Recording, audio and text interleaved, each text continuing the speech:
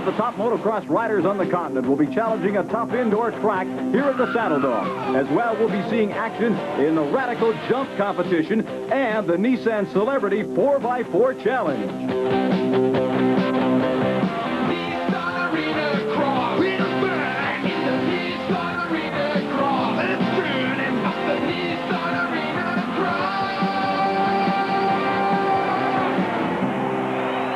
Pick up the action in the Nissan Stampede Arena Cross with the first semifinal. Joining me now is Cam McRae, my co-host and analyst for today's event.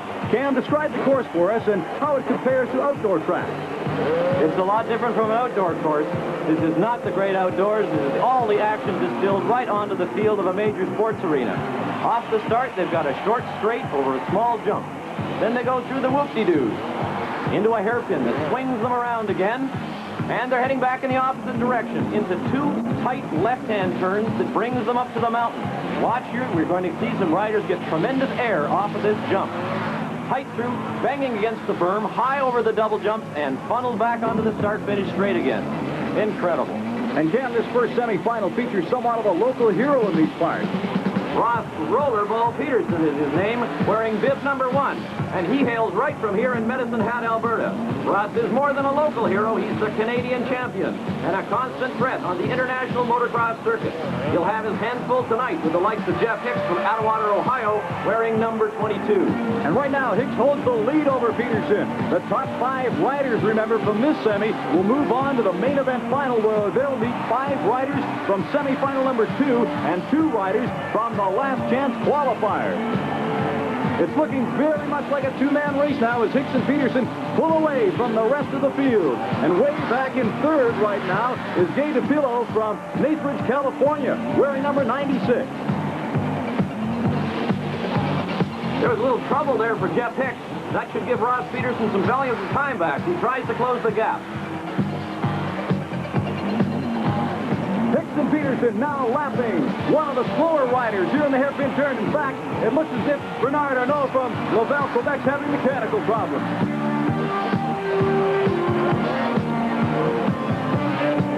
Earlier, we talked to Jeff Hicks about how the Canadian racing scene differs from what goes on south of the border. Well, I think the difference is that we've been riding a little bit longer down in the United States, and our technique is, we've been doing it a little bit longer, so it's a little bit better. But the Canadian riders get better and better every time I come up here. I've been coming up here for 3 years. I like to come up here. The racing's competitive, and it's a good time. I enjoy it. Right now, Jeff Hicks enjoys a comfortable lead in this first semifinal as he laps yet another rider, number 51, Troy Erler from Lethbridge, Alberta. Ross Peterson remains in 2nd place, and Cam, as we mentioned before, the top 5 riders move into the final. Could Peterson be content to stay in 2nd place? I think if for no other reason, he'd like to do the best he can in front of the fans here in Calgary. But he's certainly not going to risk an injury or a mechanical failure that would keep him out of the final. Well, right now it doesn't matter a whole lot because Jeff Hicks is keeping a safe margin for victory here. He's just not taking any chances. Nope.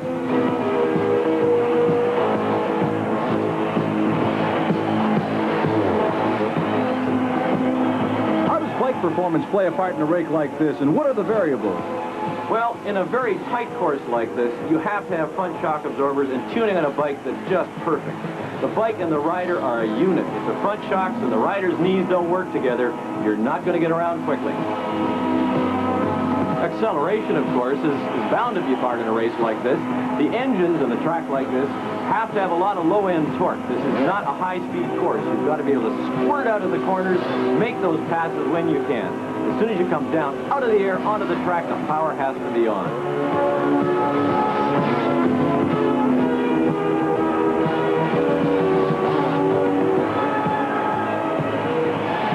Number 22, Jeff Hicks is in the lead. Rollerball Peterson of Alberta is in 2nd place.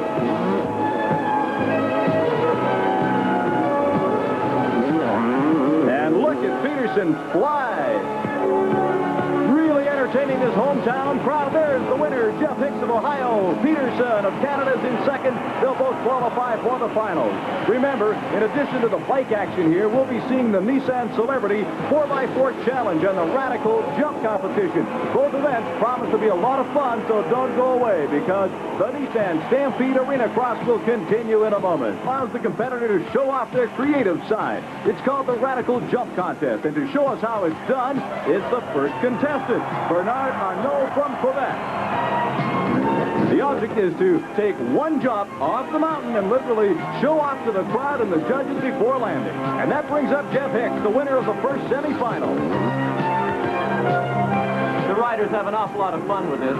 They practice this when they're out practicing for racing, and it's one way to let off a little steam, have some fun, get as radical as they can in the air. Here comes Ross Peterson. And watch his performance up and over.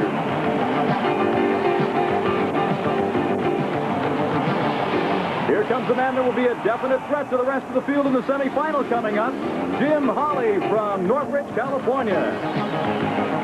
Lots of air, waving to the crowd, both feet stuck out, and a nice landing. Smooth performance. Pretty fancy stuff. Now another local rider, Rooney Hughesby from Black Bulls, Alberta. Here goes number 999. Up and right off the bike. He's off the bike at the top of that jump. He's landing beautifully. What an incredible Maybe show. good enough to take first place with this last competitor to go, Darren Chiruga, right here from Calgary. Look out! Oh, he's off the bike and right into the hay bale. Oh, he's okay, though, and look at him. He lets the fans know it. Let's take a second look at that one, Cam. What a fall.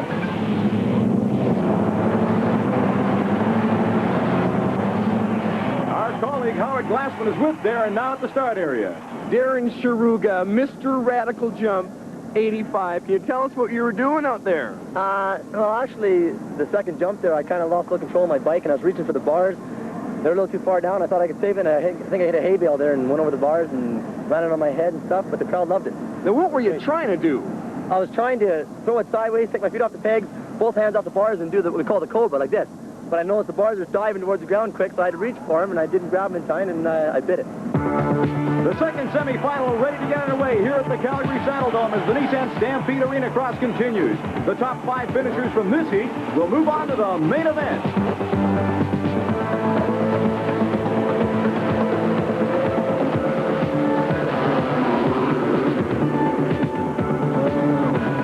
Leaning into the first corner and taking the early lead, Darren Chiruga of Calgary, and that has this crowd excited. But right behind Darren is number 24, Jim Hollywood Hawley, and he'll be trying to take that lead the first chance he gets.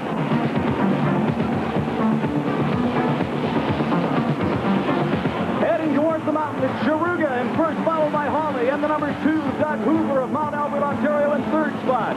Damn, that start obviously important.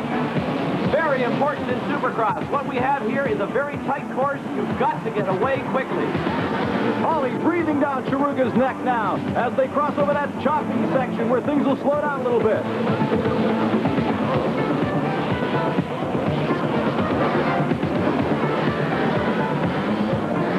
Chiruga in the lead. Hawley right behind him.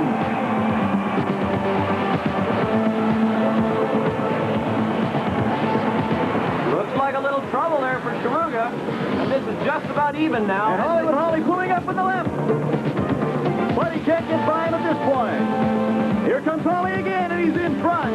Chiruga on the inside, back in lead. Chiruga's right on his tail as they come across the whoops. Chiruga certainly not out of this. Darren's a tough competitor, and earlier we talked to him about the physical punishment of motocross. Well, after race, you feel totally exhausted, totally. But most people don't realize how hard it is, actually. You got to, train very, very hard. It's just trying to hang on to the bike, control it, and the complete pounding all the time, lap after lap, and there's no time to rest. Not like hockey or anything where you got a few minutes to rest. It's just 100% the whole time, and it's really, really demanding. And right now, Darren Chiruga is watching the back of Jim Hollywood Hawley as Hawley is running away from this race. A strong lead built up over the rest of the field. Giving his 100% indeed, Darren Chiruga is trying, but Jim Hawley is definitely going to take this one.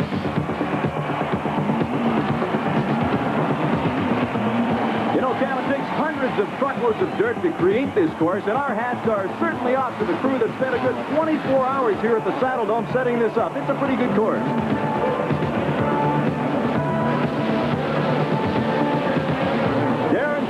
Still in second spot. And Cam, earlier we heard Jeff Hicks talk about the steady improvement of the Canadian riders, and I think events like this one certainly encourage their development as competitive racers.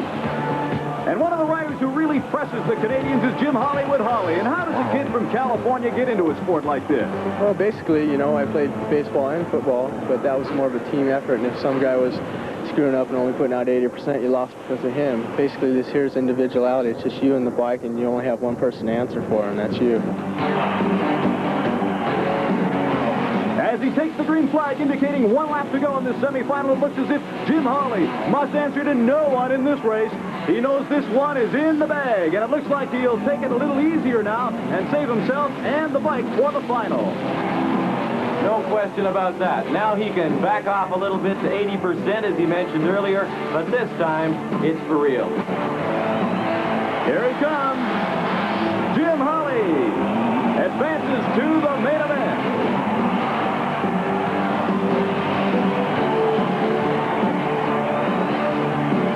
We'll return with the Nissan 4x4 Celebrity Challenge from the Saddle Dome in Calgary after these words. Well, you know, that's a tough one. Like you say, it's 20-lap main. If I get a good start, you know, I think I'll win it. All my chances are as good as theirs. I feel real strong. I think the start's going to be the most important thing. Jim Holly and Jeff Hicks, winners of the 2 semifinals, will meet the challenge of each other now. And from Ross Roller Paul Peterson from Medicine Hat, Alberta, a favorite with the crowd here in the Calgary Saddle Dome. Cam, what kind of start do you expect here? I think Holly and Hicks felt it. It's going to be hammered down as soon as the flag drops. That gate is going to go, and they are just going to fly. We're ready, and they're off. Funneling into the series of bumps. Kevin Moore, number 53 from Sarnia, Ontario, followed by Hicks, Holly, and Peterson in that order. Holly on the outside now in the very next turn, and has moved in a second behind Kevin Moore. So it appears that Holly wants to break out early. And Peterson just going by is right up there as well. Let's look for Holly. He's still in there, going around that turn, but look at Peterson. How about Moore, number 53? He wasn't expected to be with the leaders. Now he's falling back a little bit. Holly's in front, number 24. Hicks, number 22, is right in there as well as Moore drops back, and Peterson is in 4th position, but riding very, very quickly. Hollywood Holly, number 24. There's Kevin Moore, 53. Up and over. Look at the height attained by Hollywood Holly. He's out in front, going for the championship. And Peterson still back in 4th position, obviously having some difficulty. But Jim Holly riding very, very quickly, very smoothly. He's got the bike, the motor, and the riding. Watch him fly. We've got the camera on him right now as he comes at you, up in the air and gone. Number 24, Jim Holly, the leader here. In second place, Moore, look out on the inside. There's Peterson trying to catch up. Hicks on the outside trying to take over second place. Moore is doing a tremendous job. Beautiful riding, holding off Hicks and Peterson at the same time. A 4-man race led now by Jim Holly. And we'll be back with the final laps of the Nissan Stampede Arena Cross. 10 laps left in the final event. And still on the lead, it's Jim Holly. He's followed by Jeff Hicks and then Ross Peterson. Now Peterson has taken over second place. Earlier we talked to Ross about the difficulty in doing what he has just done in the indoor track. The differences are the indoors much tighter, and it's a man-made track, and outdoor tracks are much faster, wider, easier to pass on, and generally over natural terrain. Inside here, one mistake can cost you the whole race, whereas outdoors you have a little more time and chance to make up for it. Jim Holly has now approached the back of the pack as he begins to lap the slower members of the field. And Cam, how will that spread out field affect Peterson's ability to move up and catch Holly? It's much more difficult. He's got to take each pass at its time. It takes time to get around. He's got to thread the needle and move as quickly as possible. Ross Peterson with a major task ahead of him now. He has the number 1 on his bib. That signifies he is the defending Canadian champion. He's trying to catch number 24, Jim Hawley, and fight off the impending battle of Jeff Hicks in number 22 right behind him. 24 is the leader, Jim Hawley. Now, look at how much difference. There comes Peterson, and Hicks right behind him.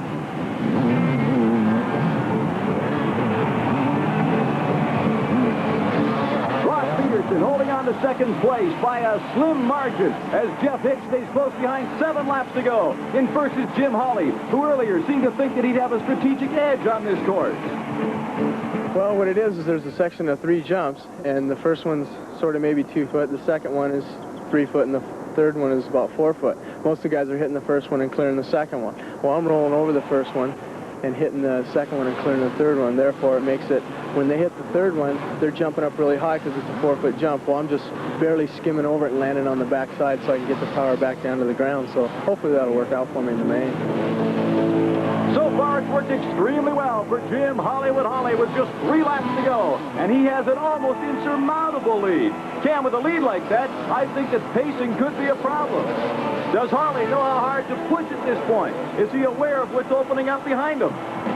His pit crew will be giving him some signals, but consistency is the answer. And most of these riders work at it. He's gotten out there and he's got his rhythm down. He's going to stay with it right to the end.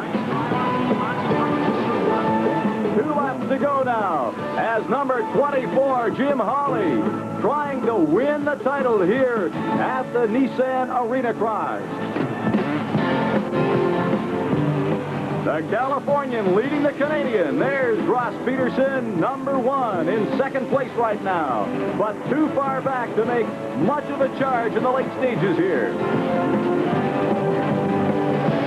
Up and over for Jim Hollywood Hawley. 1 lap left to go now as he comes up over the mountain. The crowd roaring here at the Olympic Saddle Dome. He just has to stay out of trouble, signifying to the people in the choir that he's got this 1/8. Here he comes, number 24, Jim Hollywood Hawley. And the arm goes up as he comes up, bent over.